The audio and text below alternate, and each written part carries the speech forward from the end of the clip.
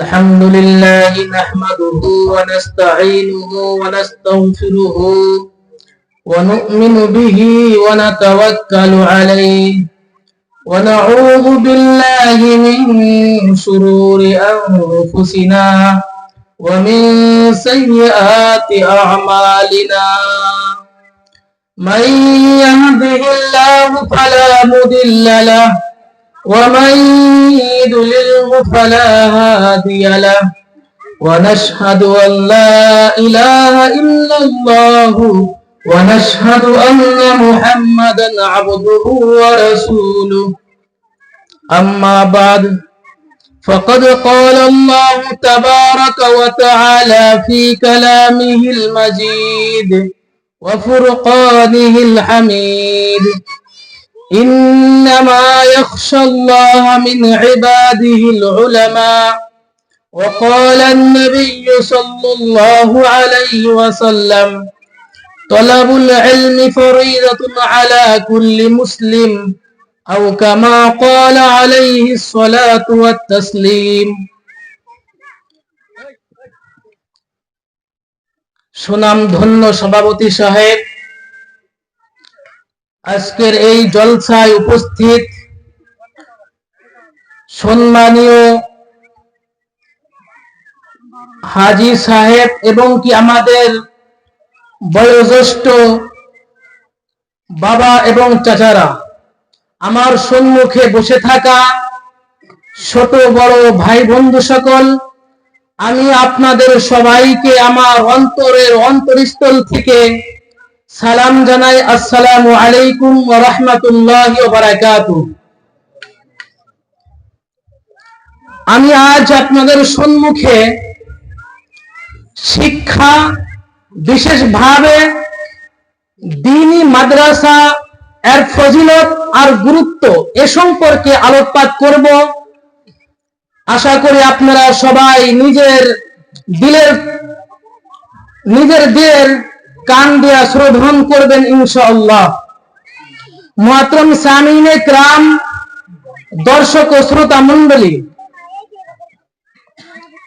আল্লাহ তাআলা আমাদেরকে এই দুনিয়ার বুকে প্রেরণ করলেন, পাঠাইলেন। পাঠানোর পর আল্লাহ তাআলা আমাদেরকে মুসলমান করে এ ধরার বুকে পাঠাইলেন। এর মানে হলো আল্লাহ তাআলা আমাদেরকে ইসলাম ধর্ম দিয়ে এ দুনিয়ার বুকে পাঠাইছেন। এটা হলো আল্লাহ তাআলার সর্বোত্তম একটি ধর্ম আর দ্বীন। আল্লাহ তাআলার সবচাইতে বড় নিয়ামত যদি কোনো নিয়ামত আছে, সেটা হচ্ছে আল্লাহ তাআলা আমাদেরকে যে ইসলাম ধর্ম দিয়েছেন, সে ধর্ম আমাদের জন্য সবচাইতে বেশি উত্তম এবং কি সবার চাইতে বড় একটি নিয়ামত। এই নিয়ামতের উপরে আমরা আল্লাহ তাআলার তারিফ আদায় করি আলহামদুলিল্লাহ। আর তারপর যে নবী করিম সাল্লাল্লাহু আলাইহি সাল্লাম যার উসিলা করে আমরা এই ধরার বুকে আসছি, যে নবীর উসিলা করে আমরা ইসলাম ধর্ম পেয়েছি, সে নবীর লক্ষ কোটি দরুদ ও সালাম। তাই আমরা সত্য একটি শব্দের দ্বারাই হুজুর সাল্লাল্লাহু আলাইহি সাল্লাতু ওয়া সাল্লামের উপর দরুদ পাঠাই সাল্লাল্লাহু আলাইহি ওয়াসাল্লাম। মুহতারাম সামিঈনে কিরাম, আমি বলতেছিলাম যে আল্লাহ তাআলা আমাদেরকে যে নিয়ামতটি দান করেছেন সেটি হচ্ছে ইসলাম। আমরা জানি আজ পুরো পৃথিবীর বুকে, বিশেষভাবে আমরা যদি আমাদের ভারত আর হিন্দুস্তানে ইন্ডিয়ার বুকে যদি আমরা দেখি, তাহলে আমরা দেখতে পাই যে অগণন রিলিজিয়াস ধর্ম রহিয়াছে। তার ভিতরে থেকে সর্বশ্রেষ্ঠ যে ধর্ম আর রিলিজিয়ান আছে, সেটা হচ্ছে ইসলাম ধর্ম।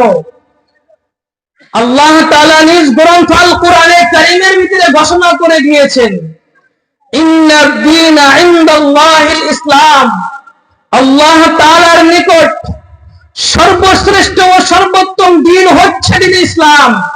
সেদিনে ইসলাম দিয়ে আমাদেরকে আল্লাহ তাআলা পাঠিয়েছেন। সুবহানাল্লাহ। কিন্তু মহাত্রম দোস্ত বুজুর্গ, এই ঈমানের দৌলত আল্লাহ তাআলা আমাদেরকে দিয়েছেন। এই ঈমানের হেফাজতের দায়িত্ব, এই ঈমানকে বাঁচিয়ে রাখার দায়িত্ব আমাদের আর আপনার, যার যার নিজ কর্তব্য এটি।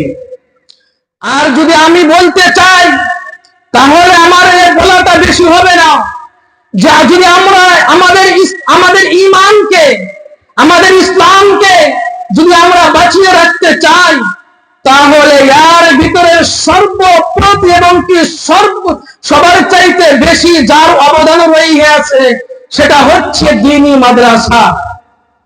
আজ আমাদের বুকে যা টুটাফাটা দিন আছে, ইসলাম আছে, বাকি আছে, মাদ্রাসার কারণে আমাদের বুকে, আমাদের কাছে কিছু হলেও ঈমান আর ইসলাম আছে, বাকি আছে।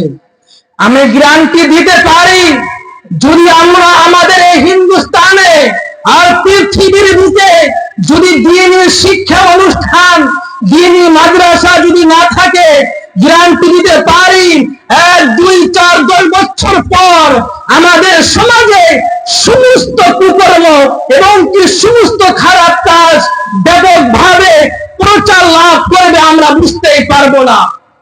আমাদের সম্মুখে আমাদের ছেলেরা জুয়া খেলবে, তাস খেলবে, আমাদের সম্মুখে আমাদের ছেলেরা মদ পান করবে, আমাদের সম্মুখে আমাদের ছেলেরা গাঁজা খাবে, গান বাজনা করবে এবং কি অপেনে গিয়ে হারাম কাজ করবে, আমাদের সম্মুখে আমাদেরকে দ্বিধাবোধ করবে না।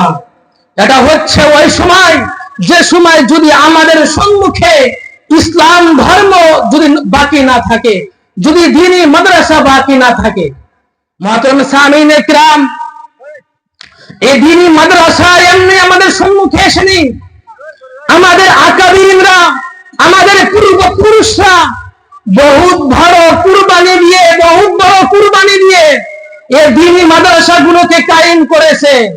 এই দ্বীনি মাদ্রাসাগুলোকে কায়েম করেছে আমাদের আকাবিরিনরা।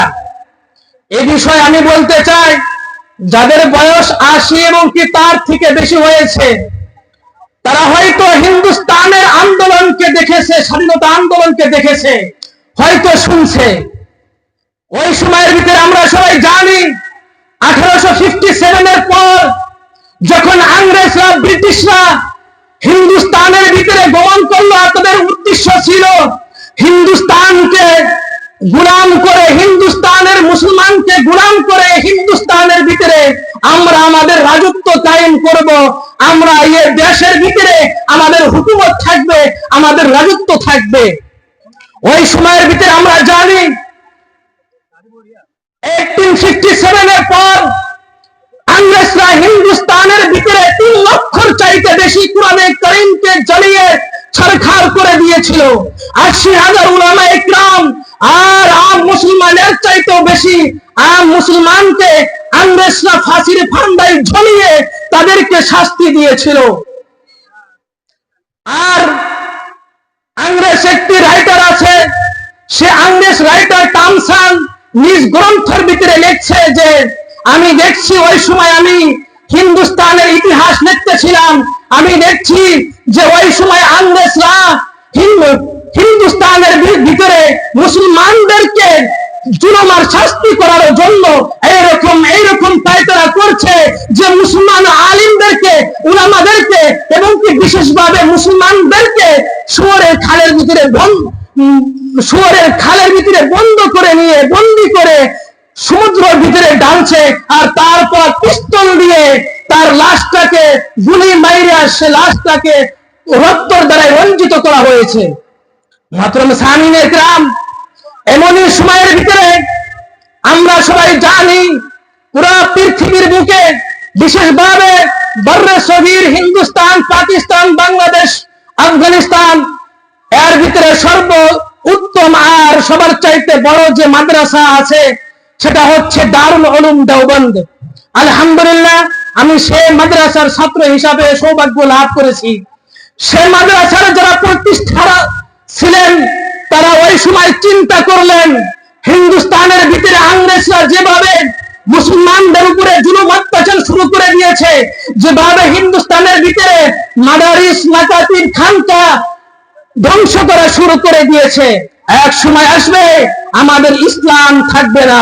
আমাদের ইসলামের হেফাজতের কারণে আমাদের জন্য জরুরি যে আমরা একটি মাদ্রাসা কায়েম করি।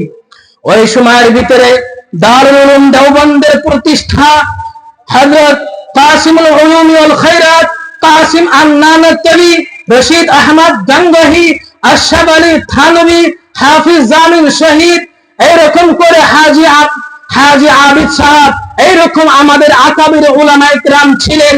তারা চিন্তা করলেন যে হিন্দুস্তানের বুকে একটি মাদ্রাসা কায়েম করার দরকার।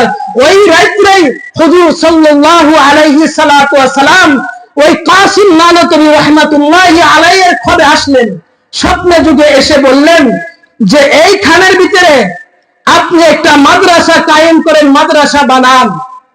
আর ওই স্বপ্নের ভিতরেই হুজুর সাল্লাল্লাহু আলাইহি ওয়াসাল্লাম নিজের আঙ্গুলি মুবারক দিয়ে একটি ঘের দিয়েছিলেন, একটি দাড়ি দিয়েছিলেন যে এই দাড়ির ভিতরে আপনি মাদ্রাসা কায়েম করবেন। যখন সকাল হয়ে যায় তখন কাসিমুল উলুম ওয়াল খায়রাত কাসিম নানতবী যখন সকালে উঠে দেখেন যে যেই জায়গার ভিতরে স্বপ্নে যদি আমাকে দেখানো হয়েছিল যে এই জায়গার ভিতরে আপনি মাদ্রাসা কায়েম করেন, সকালে গিয়ে দেখে যে ওই জায়গার বুকে হুজুর সাল্লাল্লাহু আলাইহি ওয়াসাল্লামের হাতের দাগ রহিয়াছে। তৎক্ষণাৎই ওই সময় মাদ্রাসা কায়েম করলেন। ওই মাদ্রাসার নাম হচ্ছে আজ দারুল উলুম দেওবন্দ। মাদ্রাসা কায়েম করার পর তাদের উদ্দেশ্য ছিল কি? তাদের উদ্দেশ্য ছিল এই যে ইংরেজরা ওই সময়ের ভিতরে মানুষের দ্বারে দ্বারে মানুষের তরে তরে যাইতো আর মানুষকে বুঝাইতো যে আপনাদের ছেলেকে আমাদের কাছে দেন, আমরা আমাদের কাছে রেখে আপনাদের ছেলেদেরকে এই পার্থিব শিক্ষা আমরা দেব এবং কি আপনাদের ছেলে সন্তানকে আমরা চাকরির ব্যবস্থা করে দিব। কিন্তু ওই সময় আমাদের আকাবিরে উলামায়ে কিরামরা দেখছেন যে না না, এই সময় আমাদের আকাবিররা মানুষের ঘরে ঘরে গিয়ে বলতেন যে আমরা আপনাদেরকে আপনাদের বাচ্চাকে আমাদের বুকে দেন, আমরা আপনার বাচ্চাকে পার্থিব শিক্ষাও দিব, দিনী শিক্ষাও শিক্ষিত করব, আপনাদের ছেলে সন্তানকে ফ্রিতে আমরা শিক্ষা দেব, আপনাদের ছেলে সন্তানকে ফ্রিতে খাওয়া দিব, কাপড় দিব, সবকিছু দেব, আপনাদের ছেলেদেরকে আমাদেরকে দেন, আমরা আপনাদের ছেলেদেরকে দিনী শিক্ষায় শিক্ষিত করব। আর এই ইংরেজদের বিরুদ্ধে লড়াই করার জন্য, ফাইট করার জন্য ফ্রিডম ফাইটার আমরা আপনাদের সম্মুখে দিয়ে দিব। এইরকম করে আমাদের আকাবিরে কিরামরা মাদ্রাসা কায়েম করেছেন। আলহামদুলিল্লাহ, আজ ওই দারুল উলুম দেওবন্দের নিসবতে হিন্দুস্তানে, বাংলাদেশ এবং কি পৃথিবীর প্রান্তে প্রান্তে আজ দ্বীনি মাদ্রাসা প্রতিষ্ঠা হয়ে গিয়েছে। আলহামদুলিল্লাহ।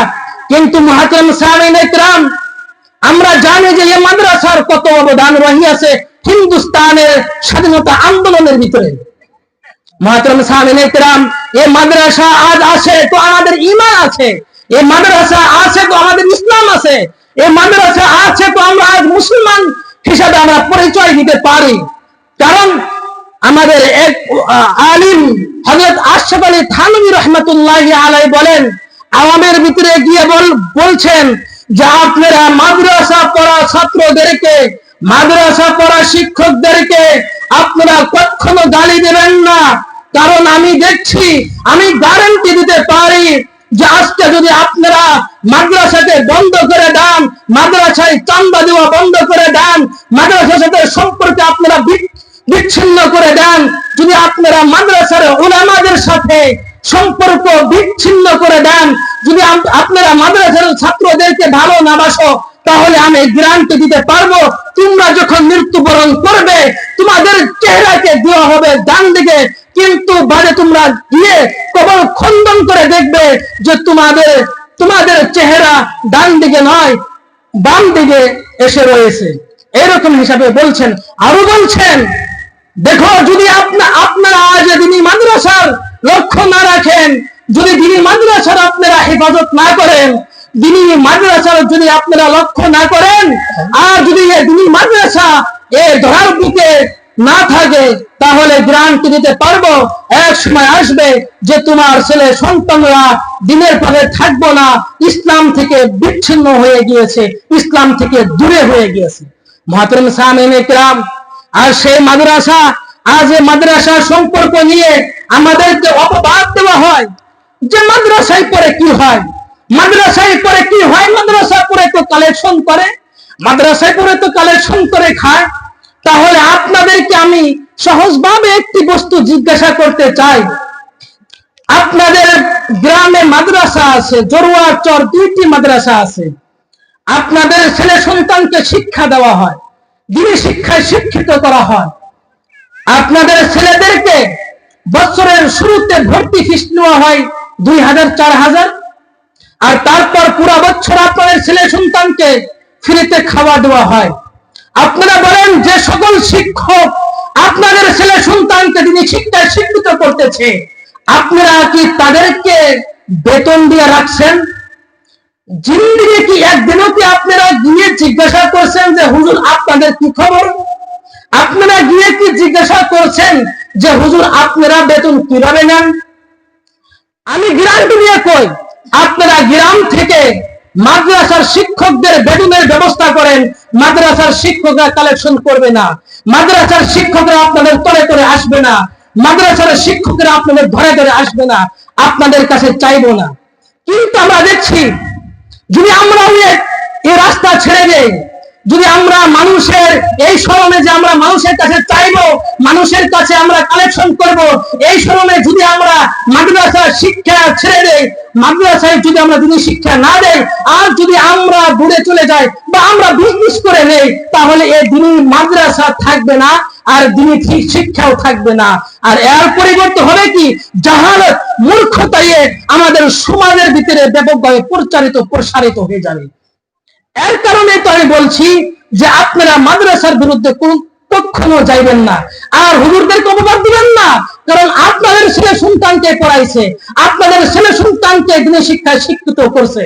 মুহতারাম সামিঈন ইকরাম, এই উলামা ইকরাম, এই সমস্ত ওই ছাত্র যে ছাত্রের বিষয় নবী করিম সাল্লাল্লাহু আলাইহি ওয়াসাল্লাম আল্লাহ তাআলা নিজ কোরআনে কারীমের ভিতরে বলেন, ইন্নামা ইয়াখশাল্লাহ মিন ইবাদিহিল উলামা। যদি আল্লাহ তাআলা থেকে প্রকৃততে, যদি আল্লাহ তাআলা থেকে সম্পূর্ণরূপে কেউ আল্লাহ তাআলাকে ভয় করে, সে জামাত হচ্ছে উলামায়ে কেরামদের জামাত, সে জামাত হচ্ছে তলবে ইলমদের জামাত। মুহতারাম সামিঈন ইকরাম, এই আয়াতের দ্বারা আমরা বুঝতে পারি যে আলিমদেরকে আল্লাহ তাআলা ফজিলত দিয়েছেন, যে আলিমদেরকে আল্লাহ তাআলা সম্মান দিয়েছেন নিজ গ্রন্থ আল কোরআনে কারীমের ভিতরে, আমরা কেন সে আলিমদেরকে সম্মান দিতে চাই না? কেন? এই জন্য কি আলিমদের বেতন 12,000 টাকা 16,000 টাকা? এই জন্যই কি যে আলিমদেরকে আপনারা ছোট নজরে দেখেন? এরকম ভুল করবেন না।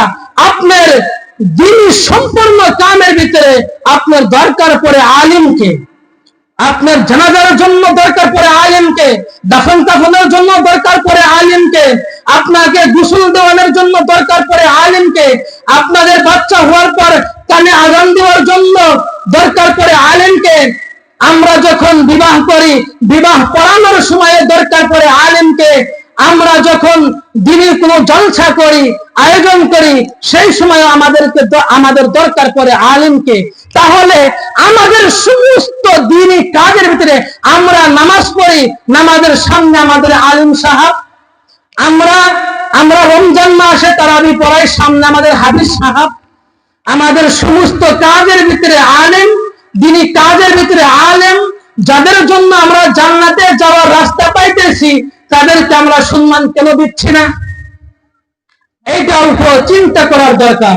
মুহতারাম সামিঈন, আজ আমাদের সমাজের ভিতরে, মানুষের দিলের ভিতরে, মানুষের ব্রেনের ভিতরে এমন ভাব আইসা গেছে যে আজ আমি দেখছি যে আমাদের যখন সময় ছিল 2012-তে কয়েকজন ছাত্রদেরকে মাদ্রাসায় পাঠিয়েছিল 2012-তে, ওর ভিতরে আমিও ছিলাম। আলহামদুলিল্লাহ 2012-তে 2024 আমার দ্বীনি শিক্ষা শেষ হয়ে গেছে আলহামদুলিল্লাহ। কিন্তু আফসোসের বিষয়, আমি এরপরে যে আরো আমাদের গ্রামের ভিতরে এমন ছাত্র পাই নাই যে যারা আমাদের পরে আরো মাদ্রাসায় গিয়েছে এবং কি মাদ্রাসায় আলিম হয়েছে বা আলিম হবে। বছরের বাকি আছে, আমি এমনও পাই নাই। কেন?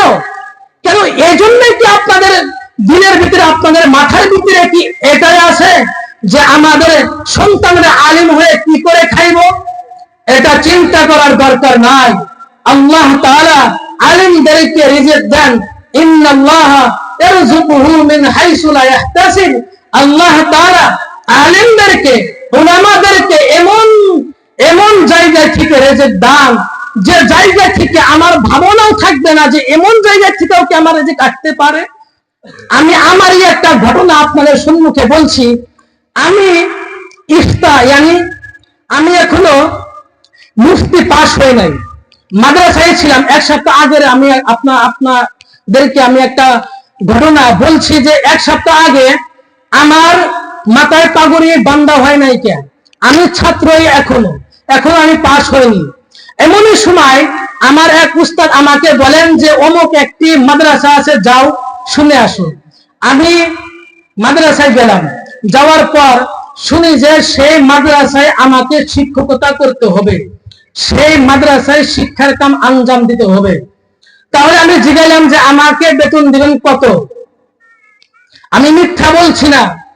তারা বলছে যে আমি আপনাকে বেতন দেব মাসে নগদ 14,000 টাকা, আর 2-4 হাজার টাকা বাকি রাখবো, যদি আমরা দিতে পারি তাহলে আমরা দিয়ে দেব। তার বলছেন যে আপনি আসেন, আসার পর আপনার যোগ্যতা, আপনার কাম, আপনার মেহনত দেখে আপনার বেতন আরো বাড়ানো হবে। তাহলে আপনি কোন যে আমার রিজিক, আমার বাবা আমাকে আলেম বানাইছে, মুফতি বানাইছেন, আমার রিজিকের বিষয় আমার বাবা ভাবনা চিন্তা করেন নাই, আমার চিন্তা আল্লাহ তাআলা নিজেই করে। আমি ফারিগ হওয়ার আগে আল্লাহ তাআলা ব্যবস্থা করে দিয়েছেন। আর আমি এই 14, 15, 16 হাজার টাকাকে আমার জন্য গনিমত ভাবি। কারণ আমি জানি যে এই পার্থিব শিক্ষা যারা পাশ করে, বিয়ে পাশ করে, যারা গুয়াহাটি খেটে খাওয়া খরচা বাদ দিয়ে 10 লাখ টাকা বাড়িতে নিয়ে আসতেছে, আর তারা ভাবতেছে আমরাই ধন্য, আর আমি দিনই খেদমত আঞ্জাম দিব, আর আমি দিনই খেদমত করব, আলহামদুলিল্লাহ, আর আমি খেদমত আঞ্জাম দিব, আর ছাত্রদেরকে দিনই শিক্ষায় শিক্ষিত করব। আমার দুনিয়ার ভিতরেও সওয়াব, দুনিয়ার ভিতরেও লাভ, আখিরাতের ভিতরেও লাভ। আমি এর বুকে আমাকে আমি ধন্য হিসাবে ভাবি। আমি মাত্র সামিনে کرام, আমার সময় শেষ। তাই আপনাদের কাছে বিনম্রভাবে আবেদন যে আপনারা এই চিন্তা ফিকির থেকে বের হয়ে আসুন যে আলিম হয়ে আমাদের ছেলে সন্তান কি করে খাবো। এটার দায়িত্ব আপনার না, এর দায়িত্ব আল্লাহ তাআলা নিজেই নিয়ে নিয়েছেন। আমি এটুকুই বলে ক্ষান্ত করছি। ওমা আলাইনা ইল্লাল বালাগ।